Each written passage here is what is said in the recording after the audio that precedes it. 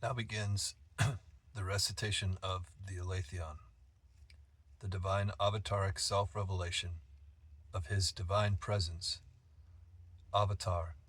Adi Da Samraj. This is a prophetic criticism of great religions.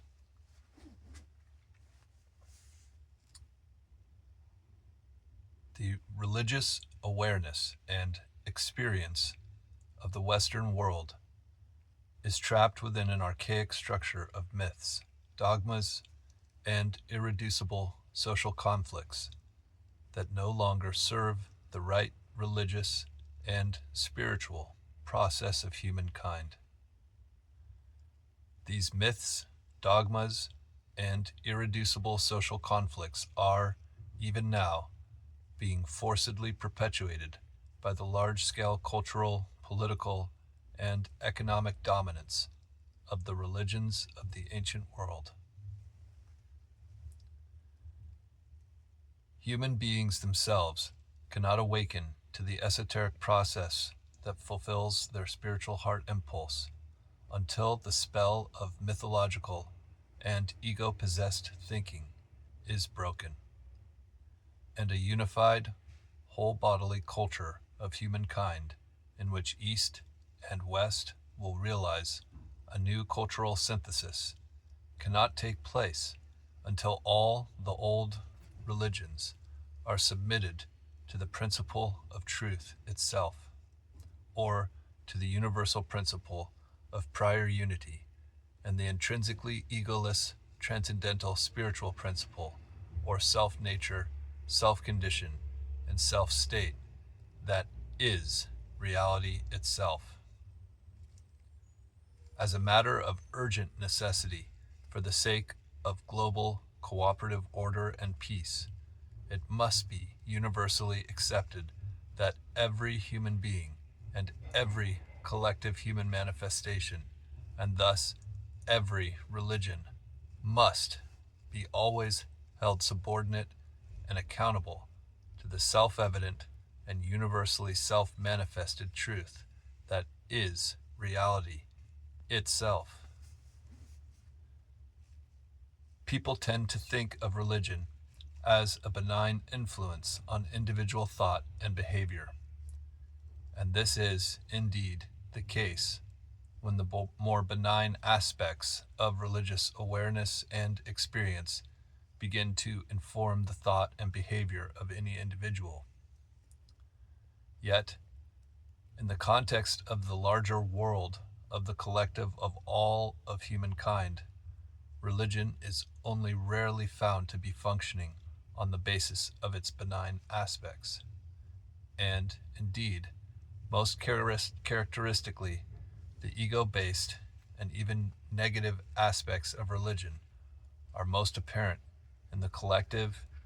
and inherently non-sectarian larger world of all humankind together. And, at large, it is certainly the case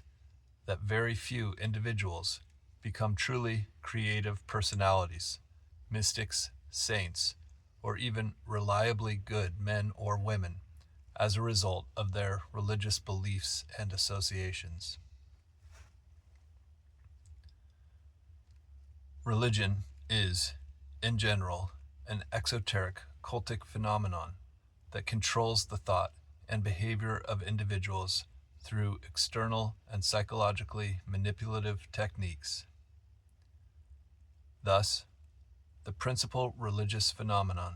that is common in the world at large is not true or free religious awareness and benign behavioral habits on the part of individuals. The principal phenomenon of religion is all the separate and separative institutions that contain and otherwise manipulate broad and massive segments of the human population. The primary institution within any religious tradition, as itself, is itself the religion insofar as any religion affects the world at large. and large-scale or great institutional religion is, because of its worldly public status, not primarily a benign power in human society. One has only to look at the cultural and political conflicts in the total world of today to see that the immense institutions of ancient religion have now become, for the most part, contentious, absolutist, and the perennial sources of irreducible social conflicts. And great religions, characteristically, are established and their power legitimized by a nearly indivisible union with the state or the otherwise secular national power. And the problematic nature of all of this is made extreme by the immensity of these great religious institutions, each of which controls even many millions of people. The power of the great traditional religious institutions is, for the most part, a worldly power. That is to say, these institutions are actually political and broadly social agencies that manipulate the political, social, and economic motivations of the citizens of all nations. The only public alternative is control of the people by exclusively secular political institutions, which tend to suppress and exclude not only religious institutions, but also every kind of benign religious and otherwise esoteric awareness, experience, practice, and association. And this pattern of enforced secularization has also begun to spread to many areas of the earth that have, traditionally, been under the powerful influence of religious institutions.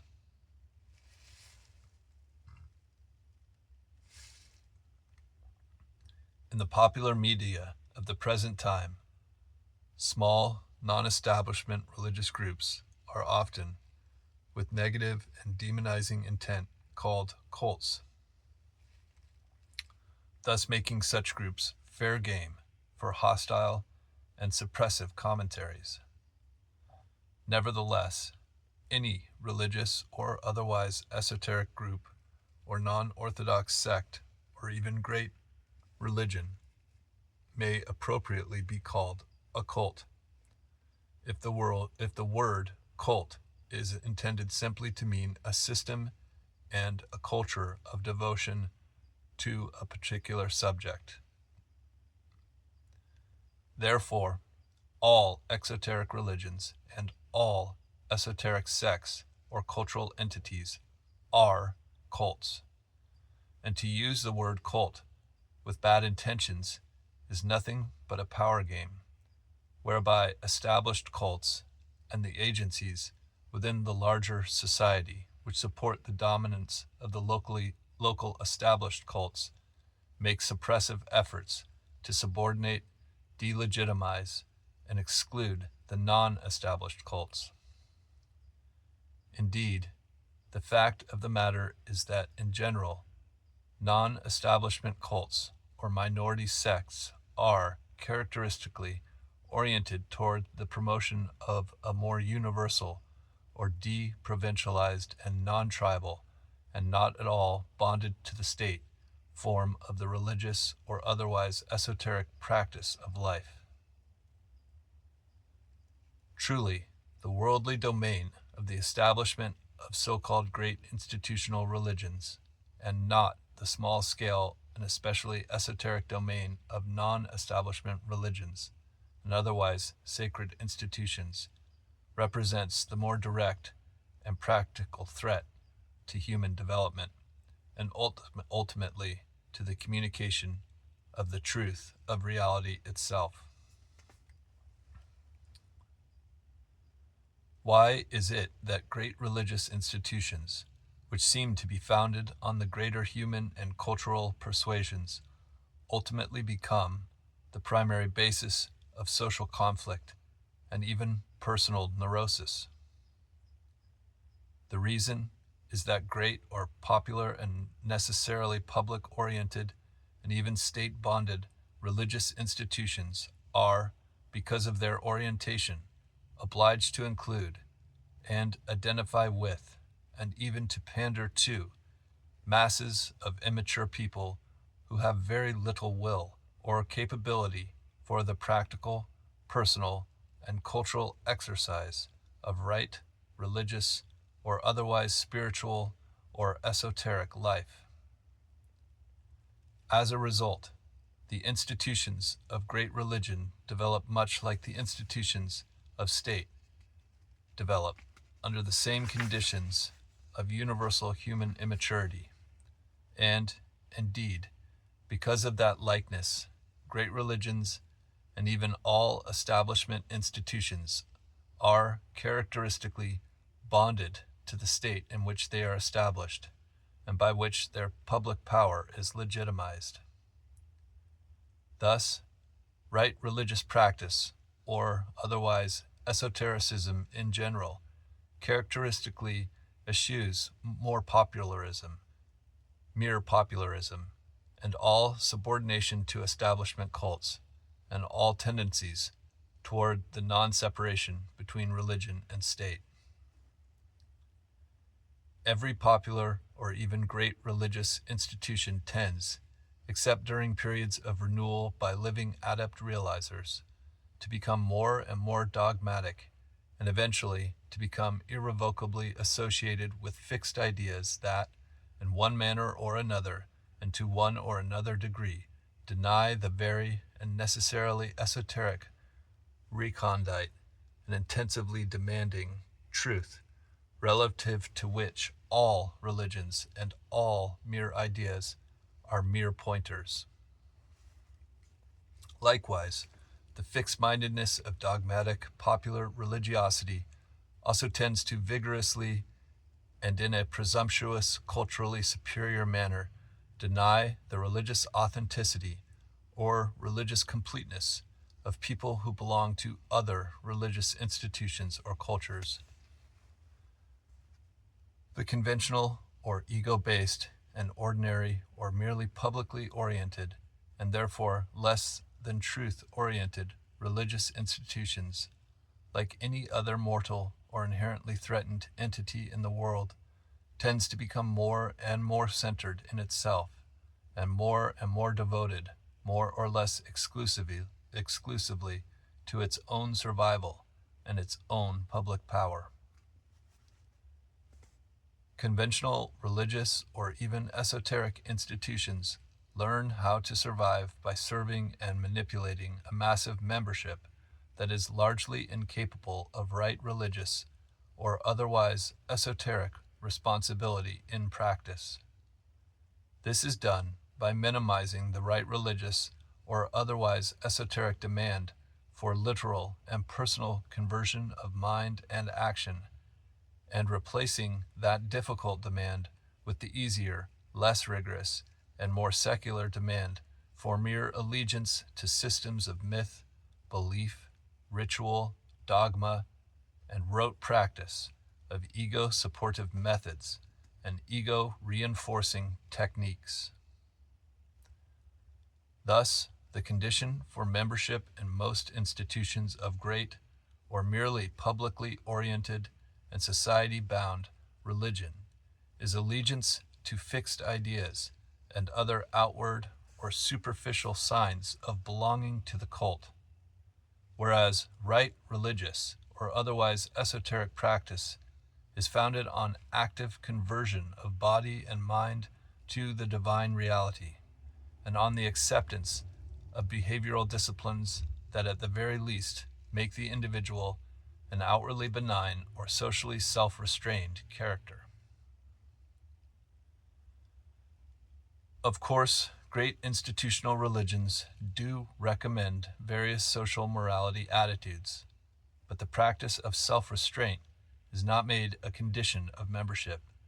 except perhaps in the case of a few selected acts that are, often for absurd reasons, taboo. Furthermore, institutionalized morality tends to be associated with archaic, neurotic, and petty sexual and social taboos, rather than with the truly human obligations of ego-transcending love, service, and compassion. Likewise, most religious institutions today have abandoned the detailed and even ancient religious disciplines associated with right life,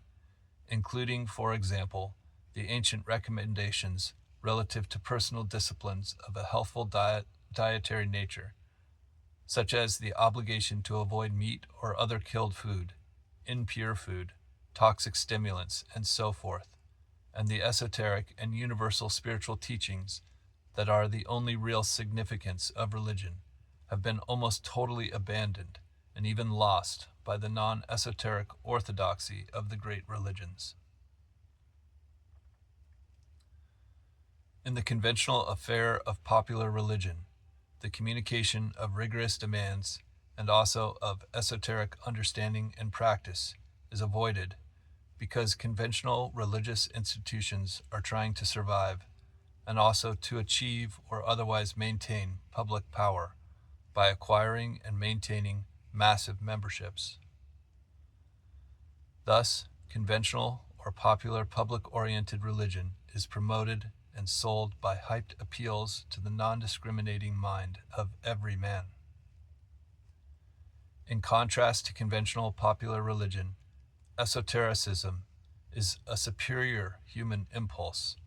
founded in self-understanding and profound psychophysical conversion or change. However, over time, it tends to be more and more the case that only false and merely exoteric or popular and public-oriented religious inventions are communicated by so-called great religions. And, at last, not only is the esoteric truth and practice of the esoteric way eliminated as the core of religious instruction, but the survival pressures of dogmatic popularism tend to make both truth and right practice unacceptable. Thus, over time, great religions tend, in fact, to make right religious practice secondary to membership, and, likewise, great popular religions or cults of dogmatic belief tend to become the enemies of authentic esotericism or of the experiential knowledge and the gnosis or the tacit knowledge beyond mind that makes both mere belief and mere ideas obsolete. This was the situation that confronted Jesus of Galilee, and it was and is the situation confronted by all prophets of right religious life and all realizers within esoteric schools and traditions. Since actual and mature and both true and right religious practice has been generally or popularly replaced by outward adherence to false or deluding exoteric beliefs and merely superficial behavioral modifications,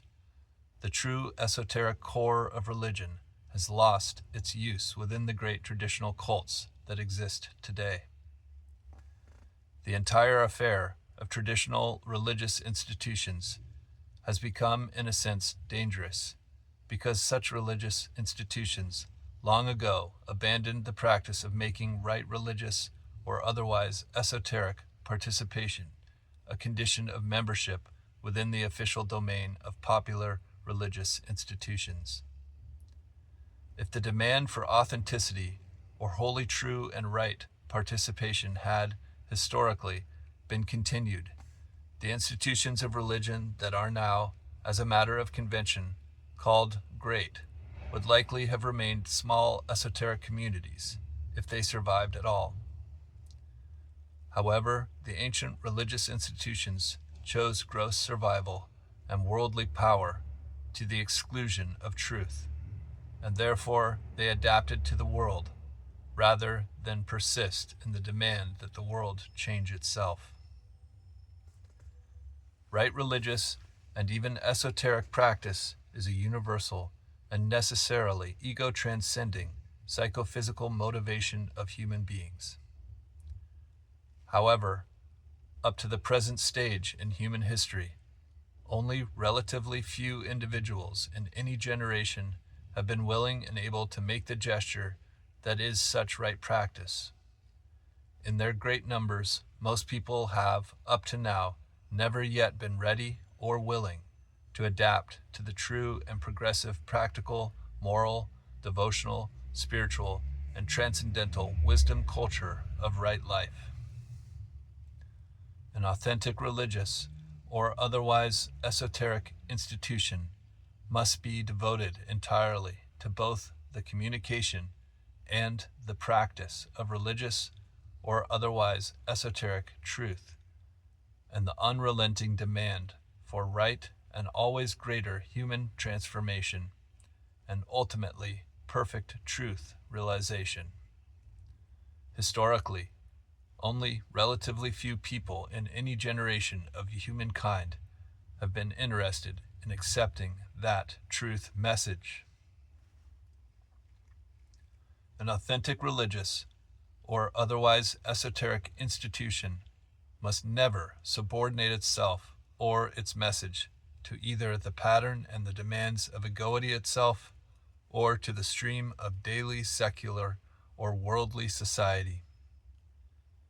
Indeed, until humankind in general is able to embrace right religious practice or otherwise to become really awake, right religion or otherwise right esotericism must remain largely prophetic in its function. That is to say, right religion or otherwise right esotericism must, even always, accept the role of critic and thus of the outsider in the public and popular world. And right religion or otherwise right esotericism must never become like the world, or function as an insider within the world, in order to become powerful and great in the world.